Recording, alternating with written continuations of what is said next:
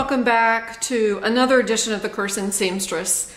It's been a couple of weeks since I put up a video and I have been fairly busy, but several of the things that I have made I have already given away, so I don't even think I took pictures of the items that I did.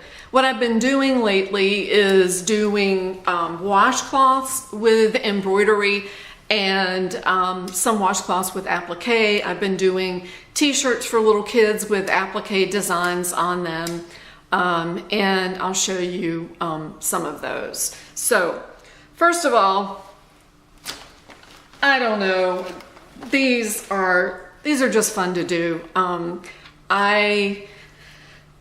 My daughter has a friend who has a little boy who is a size 2, and she was wanting for him a t-shirt that had a dinosaur applique on it.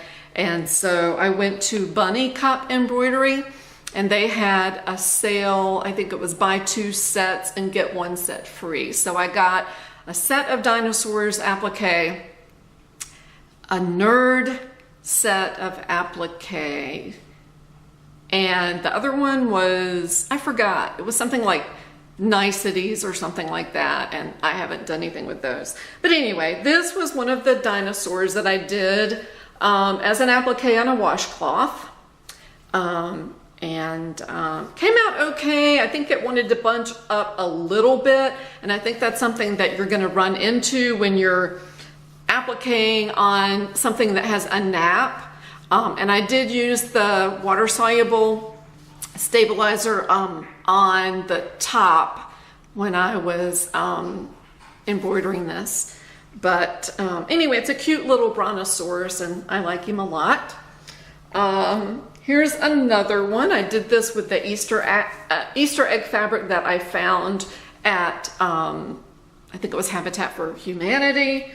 This is a straight applique. I think it's a pug dog. This was a download for free from some site. It's a cat. And I don't know if you really want to see all these designs. This was kind of cool. It reminds me of a motorcycle kind of, or a tattoo kind of thing. It's a heart with wings. I have not taken off the water-soluble stuff from it yet, or clipped the stabilizer from the back. This was an applique of a whale, and I used fish fabric to do that. This is a Jolly Roger flag. That is a straight embroidery design. This is 2 little pigs kissing. This is, I think it's supposed to be a poinsettia. This is cute for Halloween. It's a jack-o'-lantern with a vine. This is pop art flowers. This I have not taken the back stabilizer off, but this is a pirate. And when you do designs on a washcloth, it's usually for kids, and for them to have in the bathtub to make it a little bit more fun. You don't necessarily have to center it. You can put it further down if you're washing a kid's face or whatever, to not have the design right in the center. So you can do a little bit further down. You can do closer to the border. You can do in the corners or whatever you want to do. This, I'm going to pull off the water-soluble stabilizer. This is a hummingbird and a flower. So that's what I've been doing. The cool thing that I think that I've done are the t-shirts for kids, and I think I'm gonna need to go get it, so hold on. Okay, I'm back. I wanted to show you one of the t-shirts that I've done. This is for my 4-year-old grandson, who is obsessed with all things Batman, Superman, Spider-Man. So I haven't learned how to digitize appliques yet. That's on my list of things to learn to do. I can digitize regular embroidery things, but sometimes a full embroidery that takes up a lot of space on a shirt or anything is a little bit too dense. So an applique is a good way to get around that density and to use fewer stitches. So I searched for Batman applique and embroidery or design or something, and Etsy popped up, and I don't know the name of the store, but for, gosh, I think it was like $1.75 or something, I downloaded something like 4 or 5 different sizes of the Batman logo, and this one stitched out really well. I like it a lot. So this is what it is. This is a size 5 t-shirt. Came out really nicely. Surprisingly and amazingly, I had some black solid fabric and yellow, and I'm real happy with it. I want to show you a product that I bought off Amazon, I believe it was, and I'm very pleased with it. I've used it on several t-shirts that I've done for appliques and embroidery with very, very good luck. I say that with one caveat, and that is that I don't quite know how this holds up in the washer and the dryer. This is the product. It's called Stabilize It. It's by Amazing Designs. It's pre-cut embroidery stabilizer. It's cutaway. This is medium weight. It's 1.5 ounces. Iron on, no show mesh. This fits 5x7 hoops. It contains 50 sheets. It's 9x12.5. And so what you do is you turn your t-shirt inside out. You iron on this stabilizer to the center of the place where you want to embroider, and so it adheres to that area, and then you hoop it. And what I did was after I hooped my t-shirt and I loaded up the design in the embroidery machine and attached my hoop to my machine. I then stuck in some tearaway stabilizer just underneath the hoop. I didn't hoop it, I just stuck it in underneath to give some extra stability, and that did the job.